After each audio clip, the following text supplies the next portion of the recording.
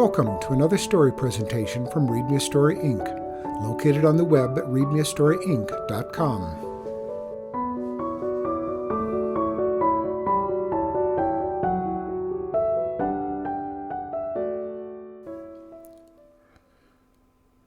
The Magic Kerchief by Kirby Larson.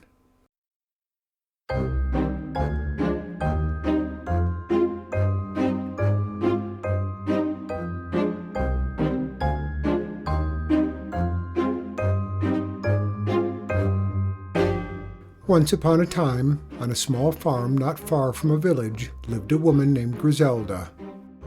Each day she toiled alone in her field. Each night she rocked alone by her fire, darning or braiding rags for rugs. There was one reason only for Griselda's solitary days and nights. She held her tongue for no one, not even the Lord Mayor. "Pah!" she would say as he strode through town. "A donkey on two legs is still a donkey." Had anyone courage enough to ask Griselda to soften her tongue, she would have said, "Pah! Handsome words don't butter the cabbage." Yet, when she saw her neighbors working in one another's fields and heard their laughter and singing, she felt the weight of her loneliness. But her tongue had nettled so many for so long that not even the village priest included Griselda in his prayers any more. "Pah!" she would say as people crossed the lane to avoid her. "At least my words are not all vine and no fruit." One night, as Griselda bent to her mending, she heard a knock at the door. There stood an old woman wearing the loveliest kerchief Griselda had ever seen. It looked like a wreath of spring flowers. "Good evening," the woman said. "Have you room by your fire for a traveler?" "My fire is meager," snapped Griselda. "You speak the truth," said the woman, stepping inside. "But one ember easily warms old bones."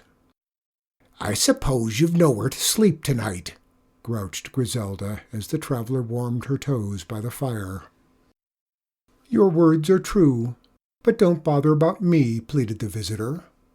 "Humph, and have half the village know I turned an old woman out into the night?" Griselda flurried around, making a small bed on the floor by the fire. But the visitor was already sound asleep on Griselda's bed, with Griselda's quilt tucked snugly under her chin. "It is warmer by the fire anyway," Griselda decided. Crawling into the makeshift bed, she was soon asleep herself. Griselda's rooster woke the two women at sunrise. "1,000 thank yous for your kindness," the visitor said, sipping the hot tea Griselda had set before her. "I have no way to repay you, except—" The woman untied her colorful kerchief and placed it in Griselda's hands. For once Griselda had no words, sharp or otherwise. She had never owned a garment so lovely. "Just one more thing," said the woman, as she stepped out into the stoop. "There is magic in that kerchief." "Then why do you not use it yourself," mocked Griselda, "and travel by enchanted coaches instead of tired feet?" "There are many kinds of magic. I tell you, while you wear this kerchief, you will find great riches." "Pah!" spat Griselda. "Magic is for children." The other woman only smiled and was soon a small speck on the road. "Pah!" repeated Griselda. As it was market day, she gathered her basket and trade goods. "Riches," she grumbled. Had her visitor thought her a fool? But magic or not, the new kerchief was charming. Griselda tied it on snugly as she set off for the village. Her first stop was the baker's stall. "Frau Griselda, what an enchanting kerchief you wear today," the baker's wife called bravely. The baker stood behind his wife, wincing against the anticipated sting of Griselda's reply. "Pah!" sputtered Griselda. She started to tell the baker's wife that flattery could not freshen stale loaves. But those words did not come. "Your kind compliment is nearly as delicious as your fresh bread. A loaf of your pumpernickel, please." The baker blinked. His wife blinked. Griselda blinked. She tried again. This time she meant to scold the baker for the heavy loaf that had caused her stomach such suffering. "That last loaf was such a bargain. It lasted the week through. And let me have 2 of your honey buns as well." The baker blinked.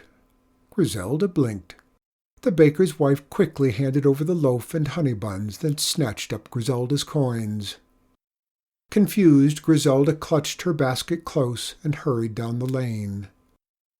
A young mother with a new babe came around the corner. "Good day, Frau Griselda," she said as she edged towards the other side of the lane. A pink and wrinkled infant fussed under the blankets in its mother's arms. It looked like a sausage gone bad, and Griselda intended to say so.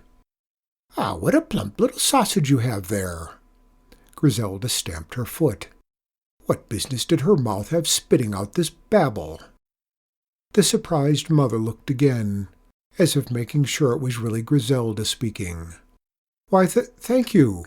I do think he is rather precious." Griselda shook her head. "Precious indeed." Furthermore, the babe looked colicky, a most disagreeable trait. Griselda's mouth opened, but again her tongue betrayed her. "A bit of peppermint calms the colic," she said. Worse yet, her hands took on a life of their own, rummaged in the market basket, and presented the mother with a bundle of peppermint. The very peppermint Griselda had meant to trade for more darning thread. Griselda spun on her heels, holding her aching head. Who should cross her path at that moment but the Lord Mayor? "Good day, Griselda." He doffed his hat, looking all the more foolish. "How is your health today?" Griselda wanted to tell him what his airs did to her stomach. Of course, nothing of the kind came out. "My aches and pains disappear when I run into an old friend," she answered. Quickly, she covered her mouth. The Lord Mayor stumbled on a cobblestone. He rubbed his eyes. "It warms my heart that an old friendship brings you such comfort," he stammered in reply. Griselda clamped her lips as tight as a beggar's fist around a gold coin. She desired nothing more than to tell him just what kind of comfort his friendship brought. But she dreaded what her traitorous tongue might do. She could stand no more and returned home as quickly as her legs would carry her. At her cottage she took off her walking shoes and untied her kerchief. "Pah! Riches indeed!" scoffed Griselda, tossing the kerchief aside. "The only reward I gathered this day is an aching head." The next morning she woke with the cock's crow. She ate her meagre breakfast, carefully tied on her own worn kerchief, and stepped outside. "Frau Griselda," a voice called out, "good day." Up the path came the young mother from the village. "My babe had such a good night's sleep, thanks to your peppermint." She presented Griselda with a bouquet of wildflowers. "But it was nothing," sputtered Griselda. "Perhaps to you," answered the young mother, "but it made a world of difference to me." She kissed Griselda's cheek and went on her way. Griselda found her hoe and turned over some weeds as she turned over the young mother's visit in her mind. At midday she looked up from her work to see the baker and his wife huffing up the path. "Good friend Griselda, we baked far too many honey buns this morning and thought you might enjoy some with your tea." "But this is such a long way." "Nonsense." The baker handed Griselda the buns. "Tomorrow I am baking some of my special strudel. I will set some aside for you." "But," stammered Griselda, her usually quick tongue thick and slow. "We must get back to our ovens." The baker and his wife started off. "Until tomorrow," they called. Griselda stared after them. Perhaps they were bewitched.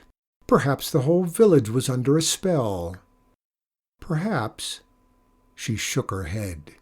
It was difficult to understand, but the flowers brightened her little cottage, and the honey buns smelled delicious.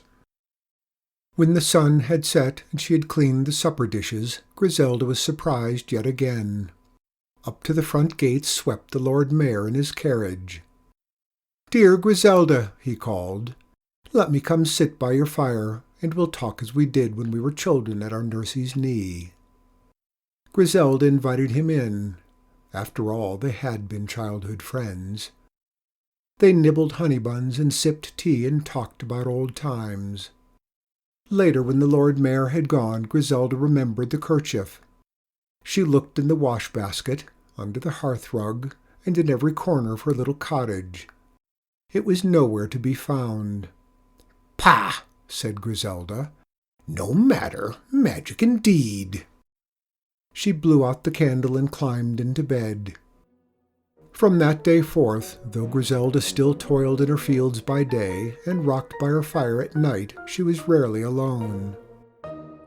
"Two heads are better than one," she told the baker's wife as they watched the Lord Mayor collect eggs. Griselda gave a broad wink. "Even if one is a cabbage head."